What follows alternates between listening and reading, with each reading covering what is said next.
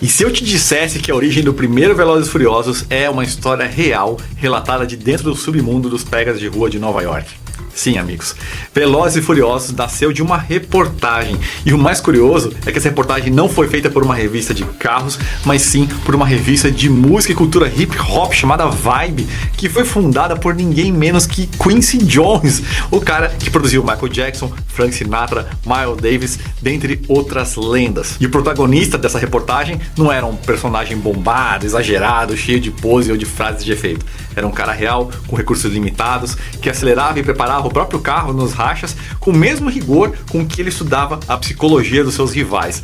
E a sua história, sem ele saber, ajudou a definir o arquétipo de dois personagens, o Dominic Toretto e o Hector, que é um personagem do primeiro filme que pouca gente deu bola, mas que talvez seja o mais realista do filme. Então hoje eu vou apresentar para vocês a íntegra, traduzida para o português por mim, do artigo Racer X, que foi publicado em maio de 98 na revista Vibe e que foi transformado e adaptado para o roteiro de Velozes e Furiosos.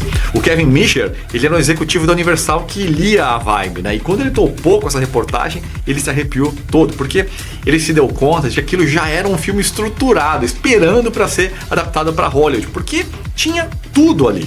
Tinha personagens, conflitos, estética, código social, uma cultura própria e não bastando isso, pessoal, era um mundo ilegal, que é sempre um atrativo à parte, mas que existia de verdade, que é o universo dos pegas de rua noturnos nas ruas de Nova York. O Misher leva essa matéria da Vibe pro diretor Rob Cohen, que fica eletrificado com o que leu. E aí o Cohen contrata um pequeno time de roteiristas para fazer o quê? Capturar esse ecossistema do mundo real e converter em um filme de ação. E aí eles, claro, fizeram algumas adaptações na história para aquilo ser mais palatável para uma produção de Hollywood, né? Então, em vez de Nova York, que é urbano demais talvez, a história muda para Los Angeles, porque funciona, né? Além de ter uma cenografia mais atraente, ali você tinha uma cena extremamente forte. Também entrou o quê? Aquela trama do policial infiltrado para interceptar roubos de cargas, para colocar o espectador na mesma posição do Brian O'Connor, ou seja, alguém que é de fora, né, desse mundo dos rachas, dos carros preparados, que mergulha, que adentra nesse universo, só que acaba se apaixonando e se rendendo a ele, e para piorar, o cara ainda tem um romance com a própria irmã do cara que ele precisava aprender. Mas o principal precisava ser mantido no roteiro, que é a atmosfera do universo das corridas de rua, a amizade das pessoas desse meio e a relação que cada um deles tem com os carros preparados, e o primeiro filme fez isso muito bem.